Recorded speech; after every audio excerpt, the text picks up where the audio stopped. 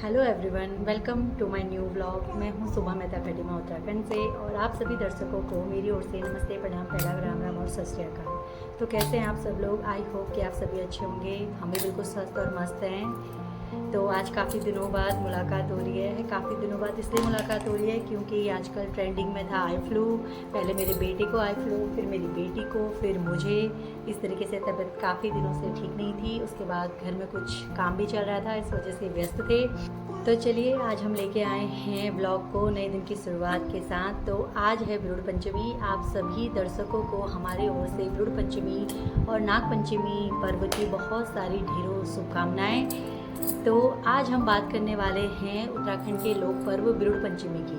वैसे तो उत्तराखंड में बहुत सारे लोक पर्व बहुत सारे हर्षोल्लास के साथ मनाए जाते हैं। उनमें से एक प्रसिद्ध लोक पर्व है विरुड़ पंचमी या सातों आठों का पर्व। इसमें सप्तमी और अष्टमी के दिन गौरा और महेश की पूजा की जाती है और चूड़ा, चांचरी, खेल, नृत्य कर इसको मनाया जाता है। विरुड़ पंचमी के लिए 5 प्रकार के अनाज लिए जाते हैं, जैसे कि आप कुछ भी ले सकते हो, चना, मटर, गेहूँ, गुरूस, कलूँ, इस प्रकार के कोई भी 5 या 7 प्रकार के अनाज ले जाते हैं। उनको तांबे या पीतल के बर्तन में भिगाया जाता है। सप्तमी के दिन उन विरुड़ों को धोया जाता है और 5 प्रकार के पत्तों में रखकर उनको भगवान को चढ़ाया जाता है। अष्टमी के दिन उनको धोकर महेश गौरा की पूजा कर उनको व्रत का समापन करके प्रसाद के रूप में ग्रहण किया जाता है और शाम को पकाया जाता है और खाया जाता है। तो इस प्रकार से हमारे विरुड़ पंचमी और सातों आठों का पर्व उत्तराखंड में बहुत फेमस है। तो आज हम ये जानेंगे कि उत्तराखंड में विरुड़ पंचमी त्यौहार की शुरुआत कैसे हुई, उसके पीछे लोक कथाएँ क्या हैं। वैसे तो बहुत सारी लोक कथाएँ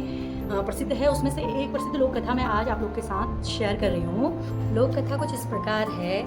उत्तराखंड में बहुत समय पहले की बात है। एक ब्राह्मण था, उसके 7 पुत्र और 7 बहुएं थी, लेकिन 7 बहुओं में से भी किसी को संतान की प्राप्ति नहीं थी। तो एक दिन ब्राह्मण भादों की सप्तमी के दिन अपने किसी यजमान के घर से वापस आ रहा था, तो उसने नदी में एक स्त्री को कुछ धोते हुए देखा। तो वह उस स्त्री के पास चला गया। तो उसने देखा कि वह स्त्री साक्षात गौरा माता है। तो उन्होंने उस स्त्री से पूछा कि आप हे माता ये क्या कर रही हैं? तो तब माता ने बताया कि मैं पंच विरुड़े धो रही हूँ। तब ब्राह्मण ने पूछा कि इसे ऐसा करने से और विरुड़े धोने से, व्रत रखने से क्या फ़ायदा होता है? तो तब माता ने कहा कि माता ने उनको सातों आठों के पर्व की महिमा बताई और उनको ये बताया कि ये व्रत रखने से क्या फ़ायदे होते हैं। तो माता ने ब्राह्मण को बताया कि सप्तमी के दिन जो विरुड़े होते हैं, विरुड़े यानी कि 5 प्रकार के अनाज को लिया जाता है, जिसमें आप कुछ भी ले सकते हो, जैसे गेहूँ, चना, मटर, कलू, गुरूस, गोंद, कुछ भी 5 या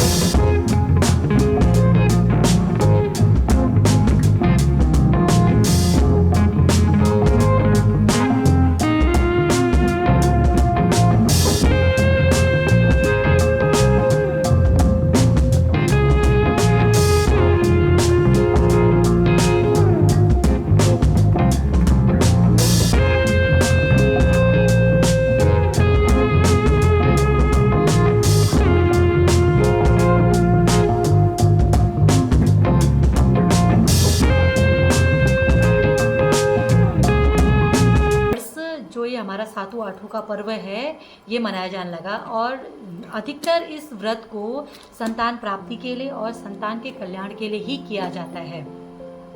और तब से हमारे उत्तराखंड में यह सातों आठों का पर्व बहुत ही ज़्यादा हर्षोल्लास के साथ मनाया जाने लगा। तो आज वो बज गए हैं सुबह के 9 और अब हम भी ब्रूड़े भिगाने की तैयारी करते हैं। तो चलिए अब आपको दिखाती हूँ कि किस प्रकार से हम भी ब्रूड़े पंचमी की रस्म को निभा रहे हैं। गाइस, ब्रूड़ पंचमी के त्यौहार में ब्रूड़ भिगाने का रिवाज है, जिसके लिए हमें किसी भी प्रकार के 5 प्रकार के अनाज को लेना होता है, जो आप कुछ भी ले सकते हैं, जैसे चना, मटर, गुरूस, गौत, कुछ भी। तो उसके लिए सबसे पहले हमें एक बर्तन की ज़रूरत होती है। पहले पुराने ज़माने में तौली बोला करते थे, जो कि कांसे या पीतल की हुआ करती थी, लेकिन मेरे पास अवेलेबल नहीं है तो मैं इसका यूज़ करूँगी। तो सबसे पहले हम इसको टीका लगाएंगे।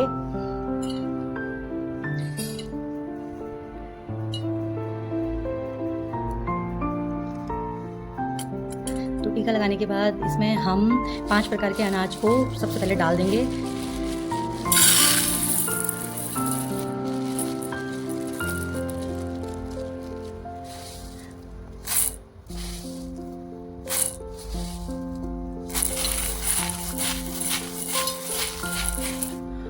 फिर इसको हम भिगा देंगे।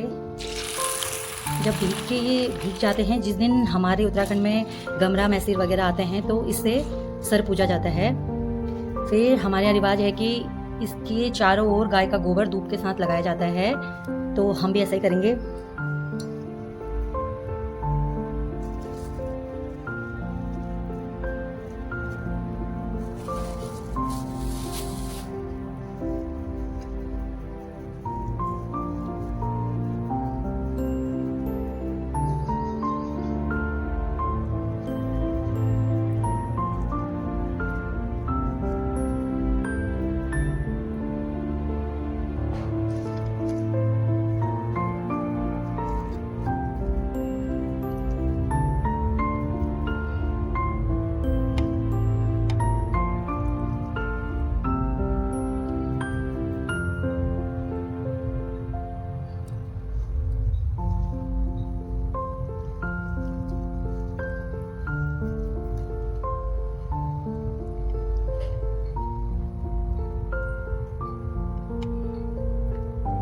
इस तरीके से हमारी ये ब्रूड़ पंचमी की प्रोसेस पूरी हो गई। अब हम इसको जाकर मंदिर में रख देंगे।